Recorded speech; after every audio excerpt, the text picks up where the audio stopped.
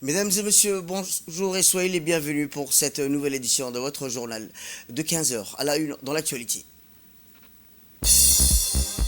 À la une dans l'actualité nationale, le ministre de l'Éducation nationale et de la formation professionnelle a clôturé sa tournée dans la région du Nord, à savoir Obok. Et enfin, toujours dans l'actualité nationale, la deuxième rotation de l'unité à police constituée de la FPI 2 de la gendarmerie nationale a regagné le pays. Et enfin, dans l'actualité internationale, direction le Proche-Orient, précisément 6 jours dernier où le camp des jeunes s'est vidé et c'est 30 000 résidents confirmés par l'UNRWA.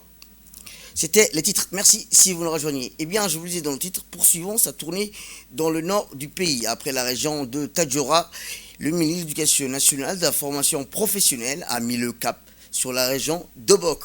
Accompagné des autorités régionales, des parlementaires, de la représentante de l'UNICEF, des hauts cadres de son département, il s'est rendu successivement dans les localités de Ouadi et Siwali. À Ouadi, le ministre et sa délégation ont été accueillis avec ferveur par la population au son des chants et des danses traditionnelles, témoignage de la joie et de l'espoir que suscite sa visite. Le point d'orgue de cette étape a été l'inauguration de l'école rurale intégrée à Ouadi, une infrastructure éducative innovante conçue pour répondre aux défis de la scolarisation au milieu rural. Cet établissement couvre 2 cycles complets allant du préscolaire de la 9e année, composé de 6 classes, d'une bibliothèque, d'un logement pour les enseignants, d'une infirmerie, d'un dortoir et d'un réfectoire. L'école rurale intégrée à Ouadi est constituée d'une avancée majeure pour la scolarisation des enfants des 5 localités avoisinées de Dato, Badartoela, Rouhi, Assassin. Désormais, ces élèves pourront poursuivre leur éducation au-delà du cycle primaire, sans être contraints de quitter leur environnement familial. Après l'inauguration, le ministre s'est entretenu avec les représentants de la communauté et des parents d'élèves. Il leur a présenté les concepts de l'école rurale intégrée qui repose sur un principe fondamental de structure dynamique. Les zones rurales, en regroupant plusieurs campements ou petits villages autour d'un pôle éducatif central plutôt que de disperser les infrastructures scolaires. Ces modèles encouragent l'installation progressive des populations isolées à proximité de l'école, créant ainsi un village plus grand et mieux organisé. Loin d'être une simple institution d'apprentissage, l'école devient alors le cœur d'un véritable centre de développement local autour duquel gravitent divers services essentiels. En effet, en plus de l'accès à l'éducation, l'école rurale intégrée favorise l'émergence des infrastructures. Écoutons le directeur de l'AFD et la représentante de l'UNICEF. Je suis très honoré d'être aujourd'hui et je voudrais peut-être, Monsieur le ministre, si vous le permettez, adresser mon premier message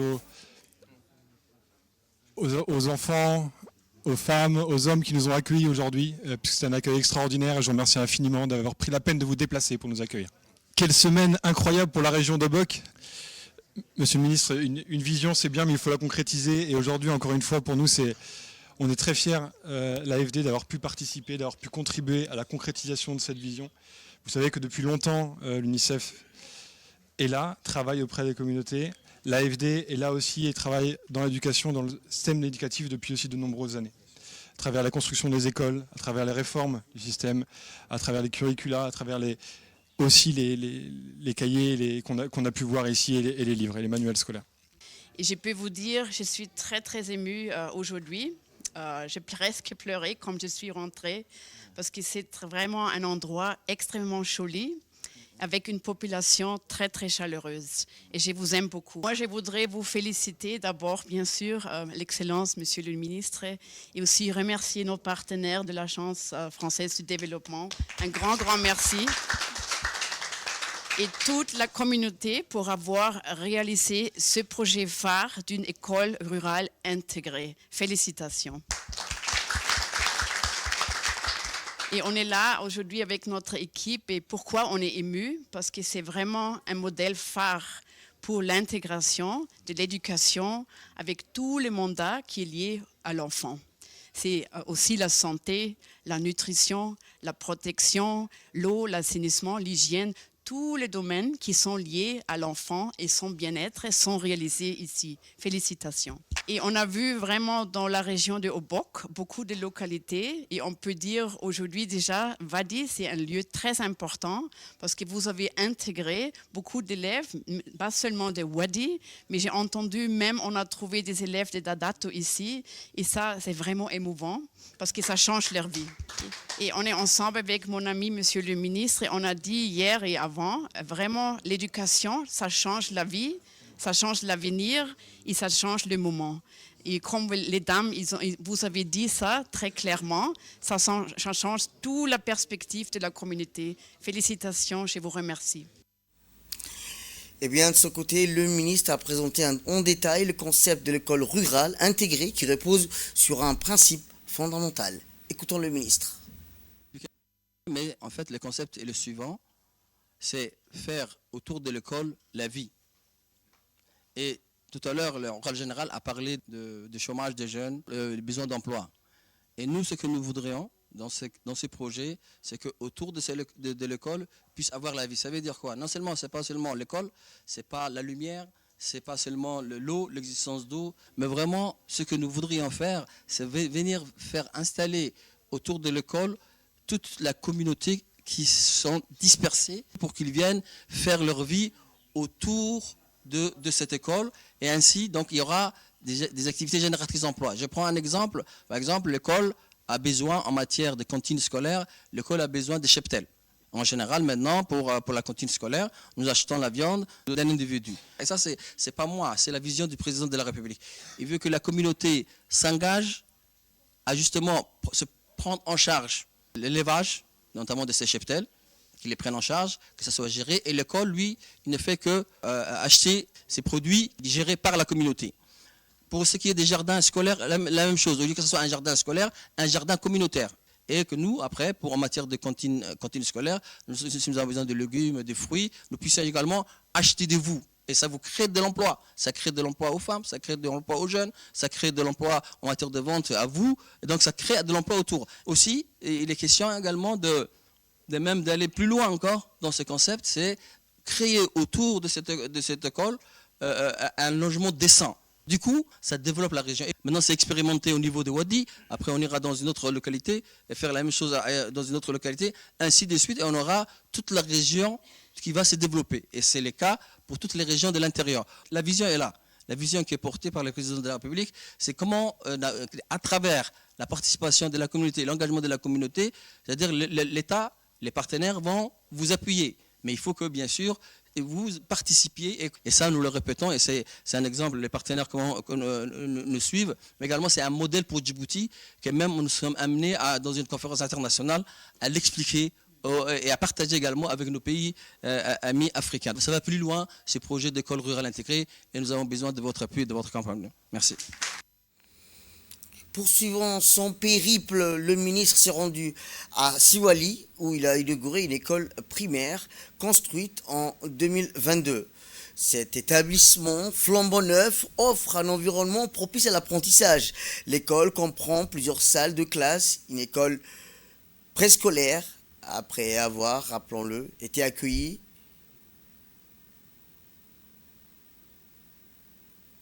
Le ministre a dévoilé la plaque symbolisant l'inauguration. Ainsi, le ministre a pris le temps d'échanger avec le comité de gestion de l'école et les représentants de la population locale. Ces derniers ont exprimé leur gratitude pour cette réalisation qui marque une avancée majeure dans l'éducation de leurs besoins des enfants. Cependant, ils ont également exprimé plusieurs besoins pour le fonctionnement optimal de l'école, notamment l'installation des panneaux solaires, la construction d'une réfectoire et d'un logement pour les enseignants. En réponse, le ministre a assuré que ces doléances trouveront réponse. Toutefois, il a souligné que l'effectif reste encore faible et a encouragé les habitants à inscrire tous les enfants des campements avoisinants afin de renforcer la vivabilité de l'école et garantir son développement futur.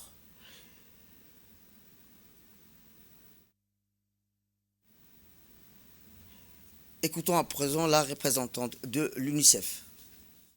La dernière journée de notre tour de 2 semaines avec le ministre pour visiter les écoles dans les places les plus éloignées du pays Aujourd'hui, on est là et on s'excuse pour hier. Vraiment, j'ai bien compris que vous avez préparé et on vous remercie. Et oui, on est là quand même aujourd'hui. Et je suis très émue de voir ce qu'on a créé ici ensemble. Et on a parlé beaucoup des écoles rurales intégrées. C'est pas seulement l'éducation qui est importante, mais aussi tous les secteurs qui sont liés au mandat de l'enfant. Ça inclut la nutrition, la santé, la protection, l'eau, l'assainissement. Et aussi, bien sûr, on a beaucoup travaillé avec la région, avec nos amis, dans la lutte contre la malnutrition et contre les MJF aussi. Je suis très, très fière de vous et de l'UNICEF. On reste à vos côtés. Je voudrais aussi m'adresser aux femmes, juste pour partager, comme j'étais une très jeune fille, j'étais timide comme vous. C'était très dur pour moi de parler à côté d'une grande audience. Mais je peux vous dire, nous femmes, nous sommes très très fortes. Et si moi je peux le faire, vous aussi vous pouvez le faire. Bravo. De son côté, le ministre a assuré que ces doléances trouveront des réponses positives. Donc c'est la deuxième fois que je viens ici à Swali. La dernière fois c'était au moment de la tournée pour découvrir un peu ou explorer les différents bassins de recrutement de la présence des enfants dans les différentes localités et surtout les localités les plus reculées. Aujourd'hui, alhamdoulilah, je suis de retour avec bien sûr une école construite avec trois salles de classe, également les latrines. Je crois que nous avons une classe de première année, une classe de deuxième année, mais les nombres restent insuffisants. Parce qu'une école, elle n'est pas construite que pour une petite localité, pour un petit campement. C'est pas comme une mosquée, juste pour les habitants qui habitent dans les quartiers. Une école, elle couvre tout un cercle, ou ce qu'on nous appelons un bassin de recrutement. Et tous ces enfants, normalement, qui se trouvent dans les localités environnantes, doivent fréquenter cette école. Demain, on va disponibiliser la navette. Ces enfants que vous dites, ils sont là-bas, il faut les ramener. Et l'inspecteur va venir et il va vérifier. Aussi, ils avaient parlé de la cantine scolaire. La cantine scolaire est proportionnelle, bien sûr, au nombre d'élèves. D'ailleurs, c'est le président du conseil régional qui est responsable de la gestion et du suivi de la cantine scolaire, avec bien sûr l'inspecteur. Le point de départ, c'est déjà de mettre dans ces différentes localités l'éducation. Et une fois que l'éducation est mise en place, après on crée autour de cette école la vie. Et le gouvernement et le président de la République en premier sont bien sûr disposés et disponibles. Maintenant, nous attendons l'engagement et la participation des responsables, bien sûr, et de locales de ces localités-là. Autre actualité nationale, la délégation djiboutienne a pris son envol depuis l'aéroport international de Djibouti pour participer au 38e grand festival interculturel qui se tiendra en Inde du 7 au 24 février. Une cérémonie de départ s'est déroulée au salon VIP de Djibouti en présence de la ministre de la Jeunesse et de la Culture, Dr Hibo Boumin Assoué, de l'ambassadeur de l'Inde à Djibouti, M. Keivom, ainsi que de hauts responsables du ministère et de l'ambassade. La délégation conduite par M. Abdelkarim Mohamed Mir, chef des services de développement et de promotion des arts, est composée de la chef des services de communication, ainsi que la troupe de 13 jeunes talents encadrés par d'éminentes personnalités du monde artistique, promet d'enrichir cette rencontre par des échanges culturels profonds et significatifs. Cette journée mémorable s'est achevée par une photo de famille immortalisant une nouvelle page d'histoire sur la coopération culturelle entre Djibouti et l'Inde.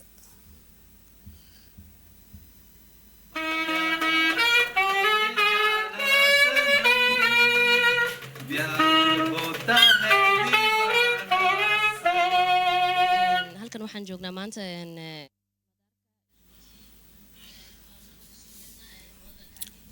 Pour sa part, la ministre djiboutienne Dr Hibo Boumin Assoué a indiqué que cette initiative représente une étape cruciale pour les jeunes artistes de Djibouti, leur offrant des opportunités inestimables de rencontres interculturelles, d'apprentissage et de partage des compétences. Écoutons la ministre. grand plaisir d'accompagner le départ des participants, des artistes participants et des jeunes talents participants qui vont partir donc participer à ces grands festivals culturels, d'échanges interculturels, je dirais, qui on est à son 38e édition. Djibouti y avait participé en 2020, donc elle y participe à nouveau en 2025. Les artistes qui sont partis là-bas en 2020 sont avec nous, donc c'est le 4 mars, mais cette fois-ci, ils y vont en tant que formateurs, en tant qu'encadreurs, et les jeunes talents ont eu la chance donc de participer à cette 38e édition. C'est un travail de longue haleine et des coopérations culturelles avec l'ambassade de l'Inde qui fait énormément de choses en termes de développement culturel. Et donc aujourd'hui, on est heureux, on est fiers à ce que les ambassadeurs qui représentent Djibouti en Inde et ceux qui sont ici avec nous puissent permettre le bon déroulement de ce travail de coopération culturelle. C'est la première fois qu'on a une délégation aussi nombreuse. On leur dit, vous avez une chance inouïe de représenter toute la diversité culturelle et artistique de Djibouti et d'apprendre de l'Inde et tous les pays qui vont venir aussi exposer leur culture. Donc vous êtes des ambassadeurs de cette culture et que la jeunesse puisse porter haut la culture djiboutienne, c'est une très bonne chose. Donc soyez vraiment impliqués, engagés et revenez-nous avec plein d'expériences, Inch'Allah, et on vous dit bon voyage, bonne route.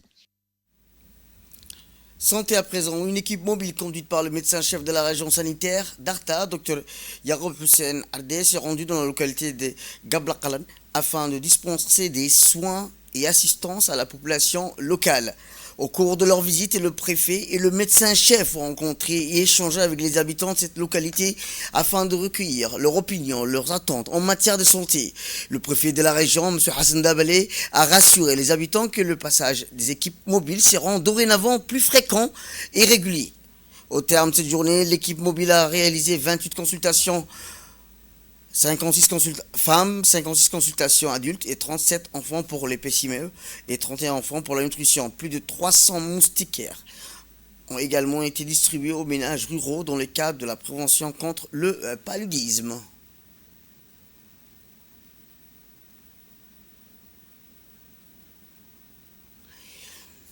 Et je vous le dis dans le titre, après une année d'engagement dévoué passé en République centrafricaine dans le cadre du maintien de la paix, la deuxième rotation de l'unité de la police constituée de la gendarmerie nationale a regagné le pays jeudi avec le sentiment du devoir accompli.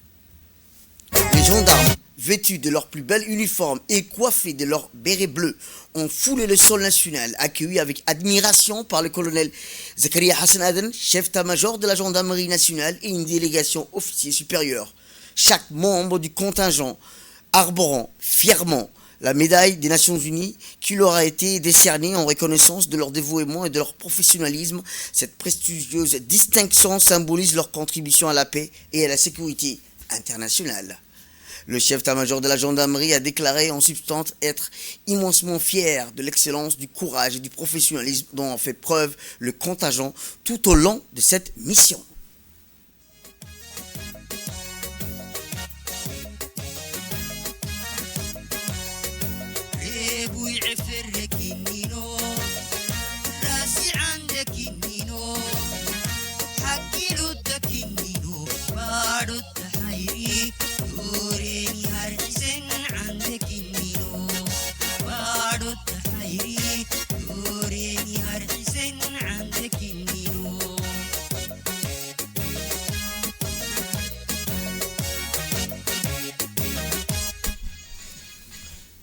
Après l'accueil particulier organisé en leur honneur au niveau de l'aéroport, les gendarmes de la FPU2 ont été acheminés sous bonne escorte au centre d'instruction de Chermoussé.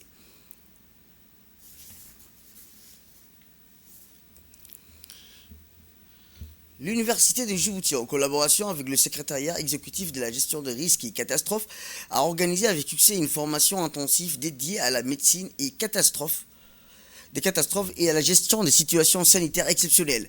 Cet événement, qui s'est tenu du 2 au 9 février, a rassemblé des acteurs pluridisciplinaires afin de renforcer les capacités nationaux face aux crises sanitaires et aux risques majeurs.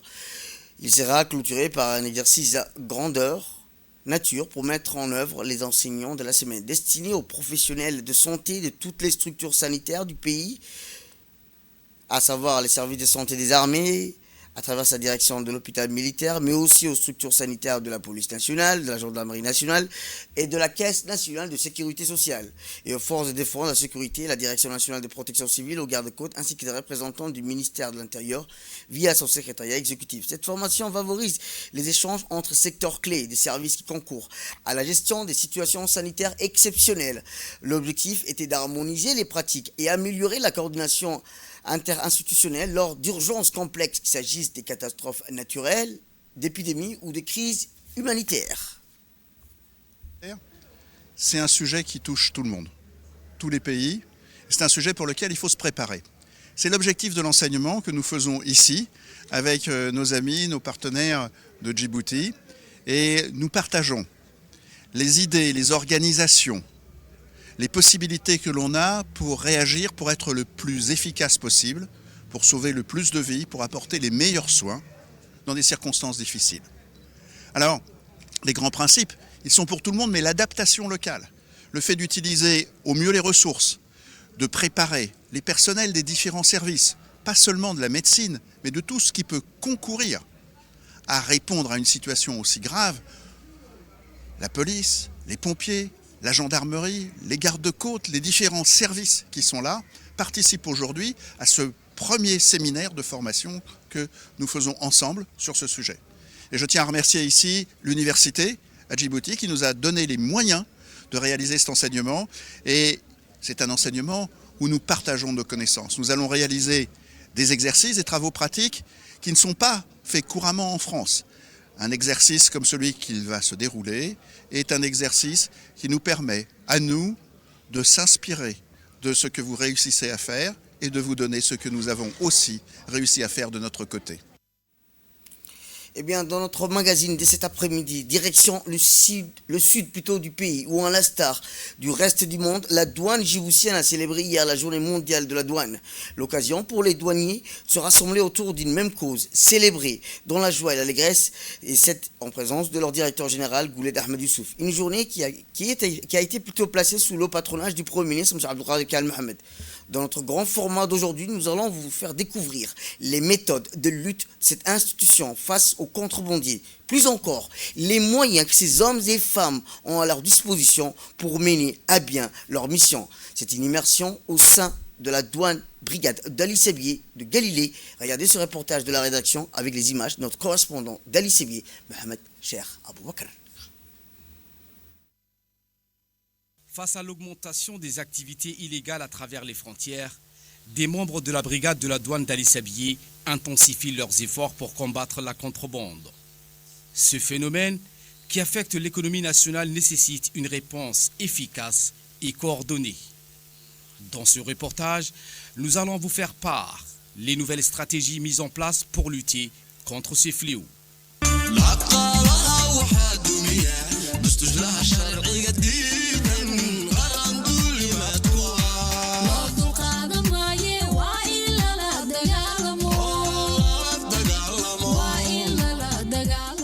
La contrebande est une activité illégale qui consiste à introduire des marchandises dans un pays sans passer par les voies officielles et sans payer les taxes requises.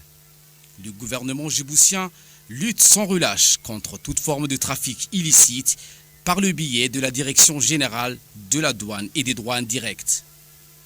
Pour cela, cette institution déploie des moyens dans les frontières et des équipes mobiles qui mènent en collaboration avec l'armée, la police, les gendarmes, des opérations de contrôle dans les principaux points d'arrivage des produits de contrebande. Ces agents de la douane saisissent ainsi chaque semaine une gamme variée de marchandises composées de cigarettes, des produits pharmaceutiques, jerrycans de kérosène, alcool, cat, produits cosmétiques entre autres, et tous en provenance des pays voisins. Malgré l'usage des manières multiples à tromper les vigilances des douaniers postés à l'entrée du pays et dans les environs éloignés, ces derniers réussissent par leur tomber dessus. C'est ce qu'a fait donc savoir un douanier expérimenté.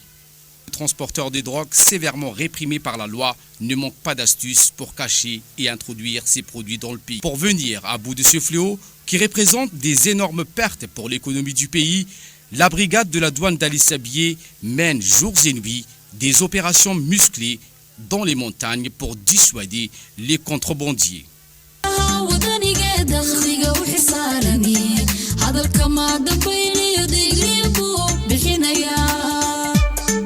la dagaalamayna waxyaalaha kontrabaga har iyo habeen u soo jeednaa xayshada noqoto jaad bila sharci ha noqoto kanina dhacay ha noqoto.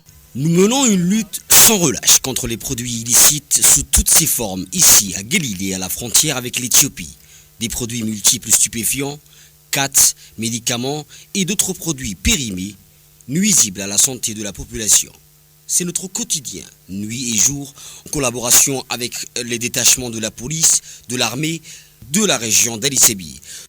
J'en rappelle à une prise de conscience à ceux et celles qui veulent se lancer dans ce genre d'activité. Nous serons intransigeants face à vous. Pour faire face à ce trafic, la Direction générale des douanes et des droits indirects, à sa tête le directeur général M. Gouled Ahmed Youssouf, que je tenais à remercier ici, a mis tous les moyens à notre disposition pour contrer ce fléau. Je ne manquerai pas de remercier également le préfet de la région d'Ali Sabié, Abdul Malik Mohamed Banoïta, qui nous épaule dans notre travail de tous les jours.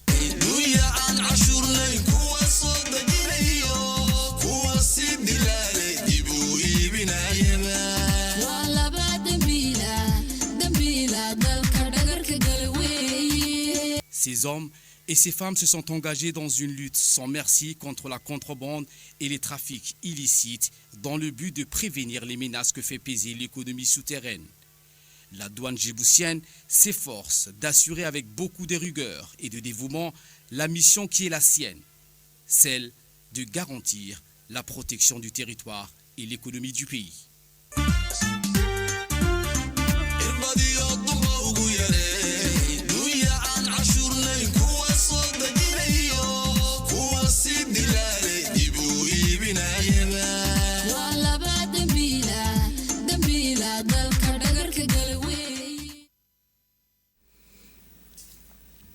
Sport à présent, où la Fédération djiboutienne de natation a organisé aujourd'hui la cérémonie de clôture de formation de l'aisance aquatique dans l'enceinte de la piscine nationale. Cette formation destinée à 32 élèves officiers de l'AMIA visait à acquérir et à maîtriser des compétences aquatiques essentielles dans le cadre de leur préparation militaire. Durant 3 semaines, ces jeunes militaires ont reçu des cours théoriques et pratiques qui leur ont été dispensés par nos experts d'Abalé et d'Idriss Daoud. Par cette, l'AMIA a voulu renforcer la polyvalence de leurs futurs officiers dans le domaine de la mer, un espace qui n'a aucune raison d'échapper de la portée de nos militaires. À l'issue de ce stage, ont acquis une bonne maîtrise de l'environnement aquatique, un atout fondamental dans leur devenir meneur d'hommes. La cérémonie s'est déroulée en présence des représentants du secrétariat d'État chargé des sports, de la Fédération djiboutienne de natation et du commandement de l'AMIA. Elle marque une étape clé dans la collaboration entre les institutions sportives militaires pour le développement des compétences physiques et opérationnelles des forces armées. La Fédération djiboutienne de natation tient à remercier le lieutenant-colonel Ibrahim Youssouf Dabar, directeur de l'AMIA, pour avoir mis en place et mené un partenariat précieux, favorisant un cadre de confiance mutuelle entre les deux institutions.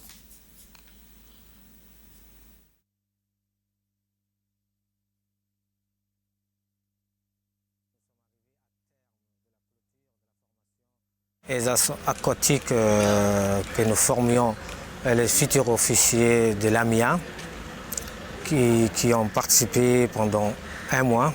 Pendant ces semaines d'apprentissage, nous avons pu constater leur engagement et surtout leur progression et leur détermination à maîtriser les fondamentaux de la natation qui sera un atout essentiel dans leur parcours militaire. Je tiens à remercier particulièrement le lieutenant-colonel, directeur de l'AMIA, monsieur le colonel Ibrahim Youssouf Dabar. Je réitère encore nos remerciements et surtout pour la confiance accordée à la fédération. Il illustre parfaitement l'importance et la collaboration entre les institutions militaires et sportives pour la formation et la préparation physique pour nos futurs officiers. Je remercie aux formateurs qui ont fait un travail remarquable et un travail de professionnalisme. Et les techniciens sont la colonne vertébrale de toutes les fédérations. Nous espérons que cette formation marquera le début d'une longue coopération entre la Fédération djiboutienne de natation et l'Académie militaire inter-armée. Et dans l'actualité internationale, je vous le disais dans le titre, selon l'agence de l'ONU pour les réfugiés palestiniens, Jenin prend une direction catastrophique. Des grandes parties du camp ont été complètement détruites par une série de détonations de forces israéliennes. On estime plus que 100 maisons ont été détruites ou fortement endommagées. Les résidents de ce camp ont enduré l'impossible. Selon les informations, tous les résidents du camp ont quitté le camp depuis ce matin, a déclaré depuis Amman en Jordanie, Juliette Tatouma, directrice de la communication de l'UNRWA. Ceux qui ont fui se trouvent dans des zones environnantes, dans des autres camps proches, a-t-elle précisé. Selon elle, la journée la plus violente a été celle du dimanche dernier avec une forte explosion coïncidant avec le jour où les écoliers devraient retourner à l'école. C'est la fin de cette édition. Merci à vous de nous avoir suivis. Restez avec nous pour la suite de nos programmes télévisés. Le programme continue sur Télé Djibouti. Restez avec nous.